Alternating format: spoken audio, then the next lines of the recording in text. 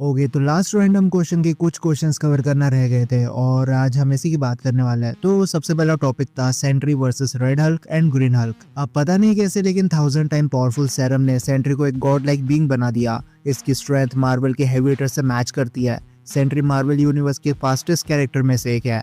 फिर ये एनर्जी और मैटर को मैनिपुलेट करना जानता है। इसके पास 1 मिलियन एक्सप्लोडिंग सन्स की भी पावर्स है, लेकिन ये इस एबिलिटी को कभी उसके फुल पोटेंशियल पर यूज नहीं कर सकता, क्योंकि ऐसा करने से वॉइड बाहर आ सकता है। इसका हीलिंग फैक्टर इतना अच्छा है कि ऑलमोस्ट डिसइंटीग्रेट हुई बॉडी से हील हो चुका है और सेंट्री चाहे तो एक आइलैंड और प्लैनेट को इजीली डिस्ट्रॉय कर देगा अगर वो ऐसे चाहे तो। बस सेंट्री की एक वीकनेस है उसकी मेंटल इंस्टेबिलिटी, इसलिए माइंड मैनिपुलेशन करके सेंट्री को इजीली हराया जा सकता है।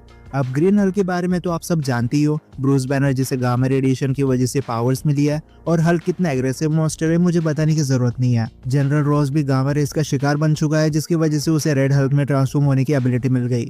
अब रेड हल्क और ग्रीन हल्क दोनों की एबिलिटीज ऑलमोस्ट सेम देखने मिल जाती है। बस फर्क इतना है कि ग्रीन हल्क एक फाइट के दौरान जितना गुस्सा होता है उतना पावरफुल बन जाता है, और रेड हल्क के पास हीट जनरेशन और एब्जॉर्प्शन एबिलिटी है। लेकिन रेड हल्क सिर्फ एक लिमिटेड अमाउंट में एनर्जी को एब्जॉर्ब कर सकता है। अगर वो लिमिट से बाहर चला गया तो उसकी बॉडी अपना सारा स्टेमिना लूज कर देगी।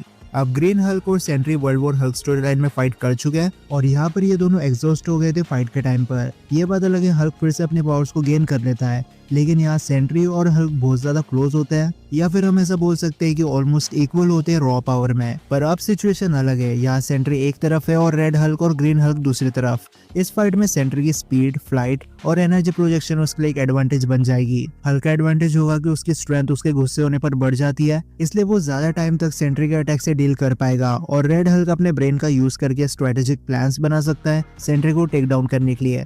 पर सेंट्री स्ट्रेंथ वाइज इतना सुपीरियर है कि वो फाइट के स्टार्टिंग में रेड और ग्रीन हल्क दोनों की स्ट्रेंथ से इक्वली मैच करेगा। और क्योंकि सेंट्री ब्रूस बैनर और जनरल रॉस को अच्छे से जानता है, इसलिए उसे इन दोनों की वीकनेस के बारे में पता है। इसलिए सेंट्री पहले ट्राई करेगा कि वो अपने एनर्जी ब्लास्ट से रेड हल्क को जितना फास्ट हो सके ओवरहिट करके मार दे।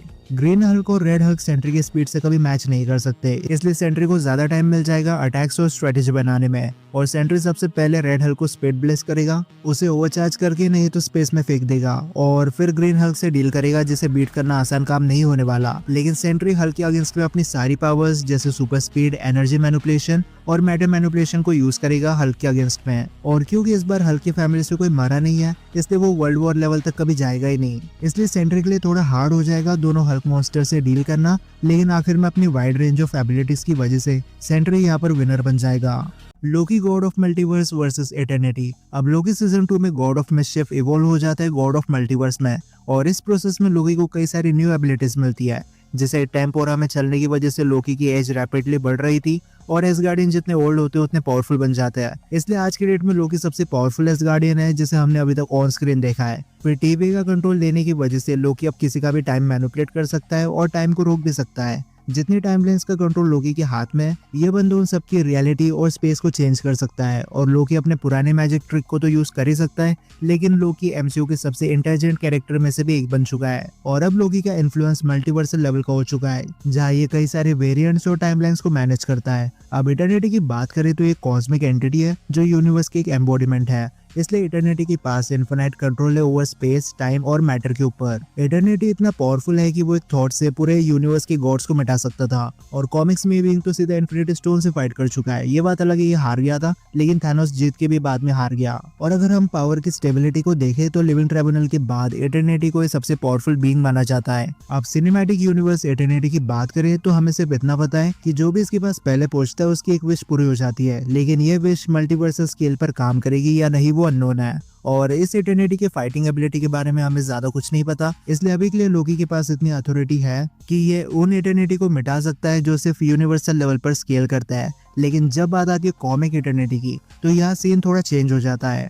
कॉमिक्स में सिर्फ बियॉन्डर और लिविंग ट्राइब्यूनल इटर्निटी के ट्रू फॉर्म को बीट कर सकते हैं, जो मल्टीवर्सल लेवल पर स्केल करता है। तो हो सकता है कि लोकी के इन्फ्लुएंस से रियल वाला इटर्निटी बियॉन्ड हो। ऊपर से ये इटर्निटी टाइम रूल्स और लॉस से बियॉन्ड है, इसलिए इस पर लोकी की पावर्स काम नहीं करेगी। इसलिए कंक्लूजन के तौर पर मैं सिर्फ इतना बोल सकता हूँ कि लोकी इटर्निटी के अवतार्स को मार सकता है, लेकिन असली इटर्निटी का ओहदा कॉस्मिक हायरार्की में लोकी से ऊपर है। गॉड ऑफ मल्टीवर्स के पास इतनी रॉ पावर्स है ही नहीं कि इटर्निटी को टेक डाउन कर दे, इसलिए इटर्निटी का असली comic version Loki god of multiverse को टेक डाउन कर देगा।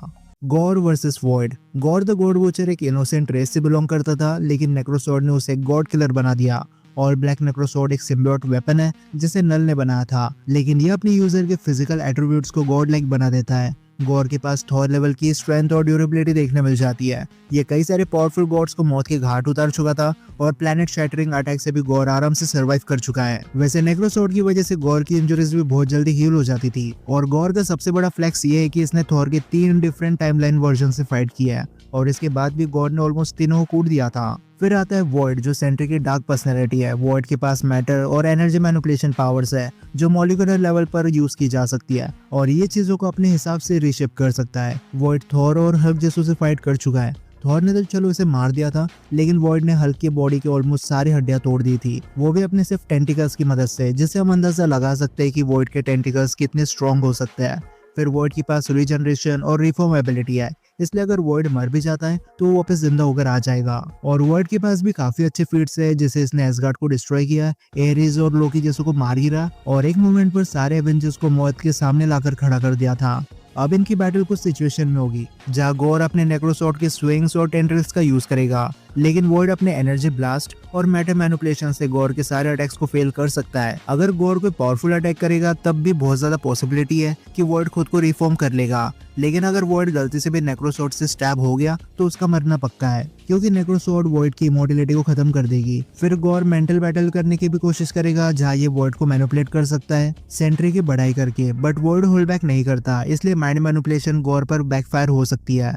बट अब कंक्लूजन की बात करें तो इनकी एबिलिटीज को देखकर लगता है कि वॉइड गॉर से ज्यादा बेटर है, लेकिन ऐसा नहीं है। वॉइड को हमने थॉर जैसों के सामने स्ट्रगल करते हुए देखा है, जबकि गॉर के सामने ओल्ड किंग थॉर की नहीं चली, जो इस थॉर से बहुत ज्यादा ताकतवर था। इसके बाद गॉर द गॉड वुचर ने बेटर एनिमीज मतलब गॉड्स को मारा है और ऐसा वॉइड कभी नहीं कर सकता। वॉइड ज्यादा से ज्यादा अभी तक एक प्लेनेट डिस्ट्रॉय कर चुका है, लेकिन गॉर ने खुद एक नेक्रो यूनिवर्स बना दिया था जिसके अंदर वॉइड होता तो वो पक्का मारा जाता। ऊपर से वॉइड के लिए बहुत हार्ड हो जाएगा नेक्रोसॉर्ड से सर्वाइव करना, इसलिए सुपर पावर्स में वॉइड ज्यादा बेटर है, लेकिन फीट्स में गॉर द गॉड बुचर आगे है और गॉर ही वॉइड को बीट करके यहाँ पर विनर बन जाएगा। और फाइनल क्वेश्चन है डेयरडेविल वर्सेस स्पाइडरमैन। अब पहले डेयरडेविल की बात करते हैं, जो एक ऐसा बंदा है जो दिन में एक लॉयर है और रात में डेयरडेविल, जो सुबह लीगली काम करता है और रात में इलीगली तरीके से क्रिमिनल्स को कूट देता है। हम सबको पता है कि एक्सीडेंट के चलते डेयरडेविल ने अपनी आंखें खो दी थी, लेकिन टाइम के साथ इसके सेंसेस काफी एनहांस्ड हो गए, जिसकी वजह से अब ये पहले से बेटर तरीके से अपने एनवायरनमेंट को फील कर सकता है और मार्शल आर्ट्स की वजह से हैंड टू हैंड फाइट में बहुत अच्छा है। डेयरडेविल एक स्टेल्थ वॉरियर है, इसलिए रात का समय इसके लिए परफेक्ट है अपने एनिमी पर अटैक करने के लिए, और इसका रेजिलियंस भी कमाल का है, मतलब फर्क नहीं पड़ता डेयरडेविल की बॉडी कितनी ज्यादा पेन में, ये फाइट करता रहेगा। और इसके पास वेपन्स के नाम पर बैटन्स देखने मिल जाते हैं जिसमें ग्रैपलिंग हुक्स भी होते हैं। फिर आते हैं स्पाइडरमैन, मतलब हमारा पीटर पार्कर। एक रेडियो एक्टिव स्पाइडर की वजह से इसे अपनी पावर्स मिली है और फिर इसे मिली super human strength, wall crawling और स्पाइडर सेंसेस जैसी पावर्स। बस ये वर्जन ऑर्गेनिक तरीके से वेब शूट नहीं कर सकता, इसलिए इसे वेब फ्लूइड और वेब शूटर्स का यूज करना पड़ता है, लेकिन कई बार इंटेंस फाइट के दौरान ये वेब फ्लूइड खत्म हो चुके हैं और बहुत ज्यादा पॉसिबिलिटी है कि हेवी डैमेज होने पर वेब शूटर्स भी काम करना बंद कर दे। अब इनकी पावर्स की बात करें तो डेयरडेविल ह्यूमन लेवल पर बहुत ज्यादा स्ट्रॉन्ग है, इसे हम टॉप टियर प्रो एथलीट या जिमनास्ट का ओहदा दे तो गलत नहीं होगा, लेकिन स्पाइडरमैन रॉ पावर्स में डेयरडेविल को सरपास कर देगा। ये काफी हद तक मिड लेवल पर सुपर ह्यूमंस को टक्कर देता है और स्टीव रोजर्स के अलावा जितने भी सुपर सोल्जर्स है स्पाइडरमैन की स्ट्रेंथ उन सबसे ज्यादा है। फिर स्पीड और एजिलिटी में भी दोनों फास्ट है, लेकिन स्पाइडरमैन के पास सुपर ह्यूमन रिफ्लेक्सेस है और उसके स्पाइडर सेंस और वेब स्लिंगिंग इसे नेक्स्ट लेवल पर ले जाते हैं। जबकि डेयरडेविल भी काफी एजाइल है, लेकिन वो ह्यूमन बॉडी लिमिटेशन की बियॉन्ड्स नहीं जा सकता। और सुपर पावर्स मतलब डेयरडेविल के सेंसेस उसे स्पाइडरमैन को ट्रैक करने में हेल्प करेंगे, लेकिन स्पाइडरमैन की स्पाइडर सेंसेस उसे डेयरडेविल की ऑलमोस्ट सारे अटैक से ऑटोमेटिकली प्रोटेक्ट करेंगे। तो अब ओवरऑल देखा जाए तो स्पाइडरमैन के पास अपने सुपर ह्यूमन पावर्स है, जिसकी वजह से उसे इस फाइट में बहुत बड़ा एडवांटेज देखने मिलेगा। डेयरडेविल स्किल्ड है और काफी डिटरमाइंड है, बट वो अभी ह्यूमन लिमिटेशन के साथ स्पाइडरमैन की रॉ पावर और एजिलिटी के सामने नहीं टिक पाएगा। पीटर पार्कर के पास अपने वेब शूटर्स हो या ना हो, उसका जितना यहाँ पर पक्का है। लेकिन इसी के साथ आज के सारे रैंडम क्वेश्चंस यही पर खत्म होता है। अब अगर आपके पास ऐसे ही क्वेश्चंस हो तो मुझे कमेंट सेक्शन में बता सकते हो। तो अब मैं मिलता हूँ आपसे अगले वीडियो में, तब तक गुड बाय।